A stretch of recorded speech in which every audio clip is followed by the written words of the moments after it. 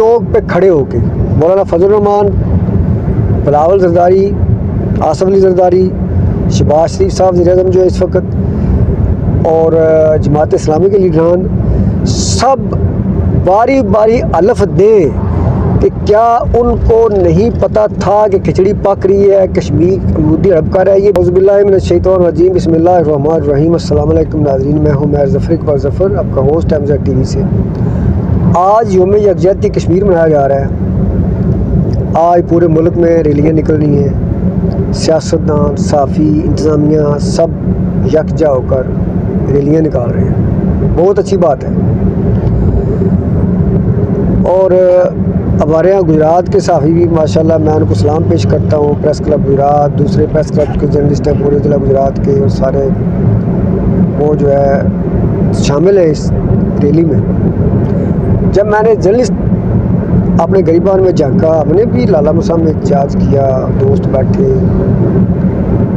Banner वगैरह लगाए, तो मेरा ज़मीर किसी हद तक मुतमिन था। जब मोदी ने कश्मीर को हड़प किया इमरान के दौर में, वज़ीर-ए-आज़म थे वो, तो उस वक़्त सहाफ़ी थे, मीडिया पे कुछ शोर हुआ, तनकीद हुई, लेकिन मेरा सवाल ये है कि जमात इस्लामी सबसे पहले उससे सवाल है, फिर पीपल्स पार्टी से, फिर नून लीग से, उसके बाद दूसरी जमातों से। जो जमातें कश्मीर की आज़ादी का दावा करती थी हम आज़ाद करवाएंगे, जो जमातें कहती थी कश्मीर बनेगा शहर है, ख़ास तौर पर जमात इस्लामी, मेरा सबसे एक ही सवाल है कि कश्मीरी बहन भाइयों का जब बाहर निकलना बंद कर दिया गया, जब कैमरों की रसाई ख़त्म होगी, जब मीडिया जो है उसकी रसाई ख़त्म होगी, कर्फ्यू लग गया, तारीख का सबसे बड़ा कर्फ्यू, तो पाकिस्तान के सियासतदानों ने कश्मीर के साथ दुनिया की तारीख का सबसे घिनौना मजाक किया। आज रैली निकल रही है, बहुत अच्छी बात है, हमारे नौजवान नस्ल को पता चले, बच्चों को पता चले क्यों रैली निकल रही है। कश्मीर को कुछ तो पता रहे कश्मीर था।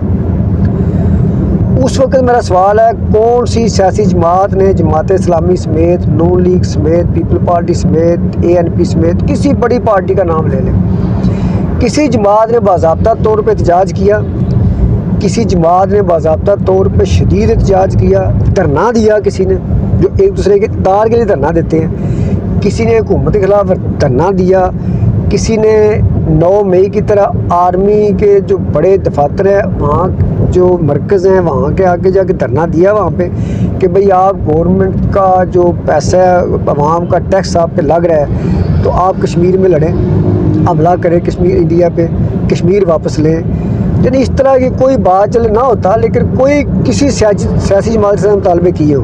अफसोस की बात है कि उस वक्त वज़ीर-ए-आज़म ने बोला कि आप कहते हैं क्या मीडिया के साथ लड़ पड़े, और दुनिया का एक और मजाक किया गया कि एक ऐसा हिस्सा जो जन्नत नज़ीर था, जो पाकिस्तानी शहर था, अपनी शहर करने के बाद हम एहतजाज कर रहे हैं कि हम हर जुमा को कुछ देर के लिए ट्रैफिक जाम करेंगे, खड़े हो जाएंगे, उनको खराज तहसीन पेश करेंगे, अफसोस का इज़हार करेंगे। ठीक है, तो बात यह है कि आज मैं सवाल करता हूँ कि चौक पे खड़े होके मौलाना फजल रहमान, बिलावल जरदारी, आसफ अली जरदारी, शहबाज शरीफ साहब वज़ीर-ए-आज़म जो है इस वक्त, और जमात इस्लामी के लीडरान सब बारी बारी हलफ दें कि क्या उनको नहीं पता था कि खिचड़ी पक रही है, कश्मीर मुद्दी हड़प कर है। ये बातें रातों रात नहीं हो जाती, एजेंसीज़ के पास रिपोर्ट्स होती हैं, सियासतदानों को पता चलता रहता है। सिर्फ कसम उठा दे एक बंदा को लीडर इनमें से, मैंने पहले भी एक वीडियो अपलोड की थी कि उन्हें नहीं पता था कि ये खेल खेला जा रहा है। अवाम के साथ ड्रामेबाजी बंद करें। जो बंदा उस वक्त सुस्ती नाली का ज़िम्मेदार है, उस वक्त की गवर्नमेंट, उस वक्त की अपोजिशन, वो सज़ावार है, वो अपने आप को अवाम के लिए, अवाम के सामने साब और सज़ा के लिए पेश करे और माफ़ी मांगे, उसके बाद ये रैलियाँ निकालें। सबको पता था क्या क्या हो रहा है पाकिस्तान में उस वक्त, और क्या क्या होने जा रहा है। सब खामोश थे किसी के खौफ से, क्यों नहीं ज़ुबान खोल रहे।